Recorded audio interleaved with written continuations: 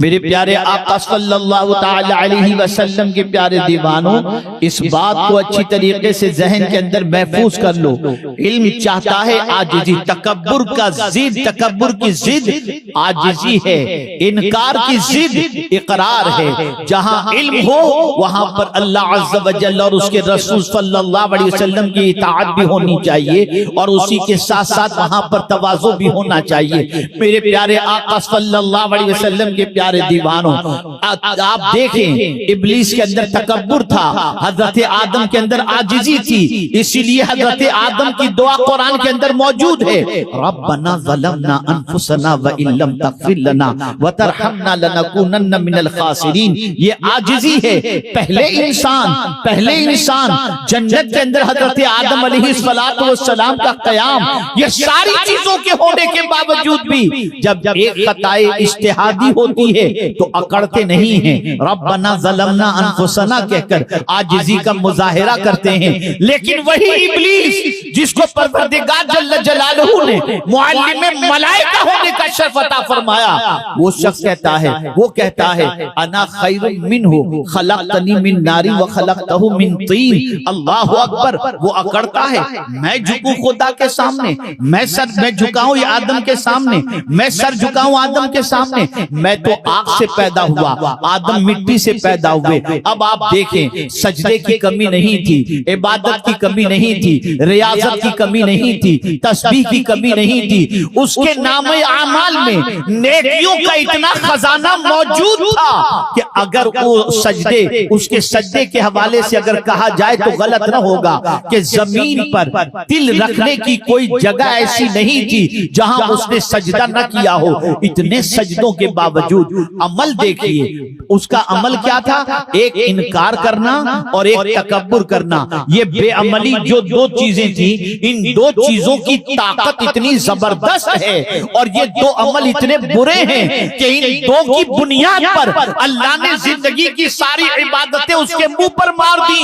اور پھر میرے پیارے آقا صلی اللہ علیہ وسلم کے پیارے دیوانوں، رسول اعظم صلی اللہ تعالی علیہ وسلم کے نور کی تعظیم کہیں یا حضرت آدم علیہ السلام کی تعظیم کہیں، انکار تعظیم کی بنیاد پر وہ راندہ بارگاہ الہی ہو گیا۔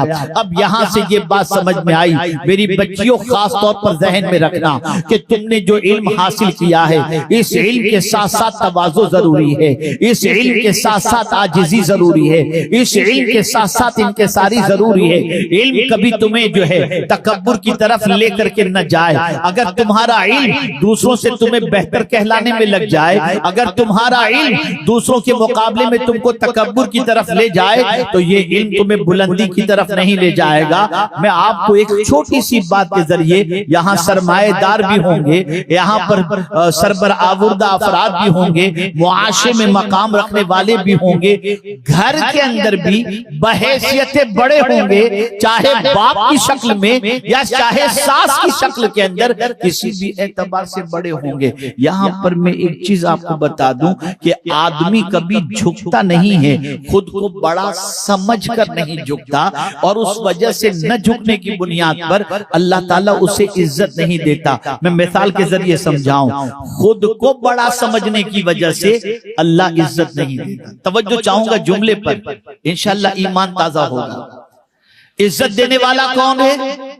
اللہ۔ وَلِلَّهِ الْعِزَّةُ وَلِرَسُولِهِ وَلِلْمُؤْمِنِينَ۔ عزت اللہ کے لیے، اس کے رسول کے لیے اور مومنین کے لیے۔ اور قرآن کہتا ہے اَيَبْتَغُونَ عِندَهُمُ الْعِزَّةَ فَإِنَّ الْعِزَّةَ لِلَّهِ جَمِيعًا۔ ساری عزت تو اللہ عز و جل کے لیے ہے، اس کے دست قدرت میں ہے۔ اب دیکھیے، میں آپ کو بتاؤں، انسان خود کو بڑا سمجھتا ہے، جھکتا نہیں، خود کے اندر تکبر پیدا کر دیتا ہے، جھکتا نہیں۔ اب وہ بڑائی ظاہر کرنے کے لیے کہ میں جھکوں گا تو چھوٹا کہلایا جاؤں گا، میں جھکوں گا تو کمزور کہلایا جاؤں گا، تو اپنا بڑا پن ظاہر کرتا ہے، اور وہ بڑا پن ظاہر کرنے کے لیے اور بڑا بننے کے لیے وہ اپنے آپ کو تکبر کے دائرے کے اندر لے جاتا ہے۔ لیکن مولا فرماتا ہے تو خود سے بڑا بننا چاہتا ہے، تو خود سے اکڑنا چاہتا ہے اور خود سے بڑا بننا چاہتا ہے، میں تجھے بڑا ہونے نہیں دوں گا، میں تو کس کو بلندی عطا کرتا ہوں میرے بندے، تو جانتا ہے جو جھک جاتا ہے اس کو بلندی عطا کرتا ہوں، اس لیے کہ بلندی دینا میرے دست قدرت میں ہے۔ کوئی خود سے ہزار بڑا بن جائے وہ بڑا نہیں ہوا کرتا، بڑا وہی ہے جسے اللہ بڑا بنا دے۔ تو اللہ فرماتا ہے اگر تو چاہتا ہے کہ میں تجھے بلندی عطا کروں، من تواضع للہ فقد رفعہ اللہ، جو اللہ کے لیے تواضع اختیار کرے اللہ اسے بلندی عطا فرما دیا کرتا ہے۔ تواضع، کبھی بھی اکڑ نہ ہو، کبھی بھی گھمنڈ نہ ہو، نہ خوبصورتی پر گھمنڈ، نہ مال و زر پر گھمنڈ، نہ سرمائے پر گھمنڈ، نہ علم پر گھمنڈ، اس لیے کہ علم چھیننا بھی جانتا ہے اللہ عز و جل، اور علم دینا بھی جانتا ہے۔ اور اسی طریقے سے پروردگار جل جلالہ اپنے حبیب صلی اللہ علیہ وسلم کی امت سے بے پناہ محبت فرماتا ہے، اس لیے ایسی تعلیمات سے اس امت کو آراستہ کرنے کا رسول اعظم کو حکم دیا گیا جن تعلیمات پر عمل کرنے کے بعد مسلمان کی زندگی اس طرح سے سنور جائے کہ اس کی دنیا میں بھی وہ کامیاب ہو جائے اور آخرت میں بھی کامیاب ہو جائے۔ اب سمجھیں، آج ایک چیز کی زیادتی کی دعا اللہ کی بارگاہ میں لوگ نہیں کرتے،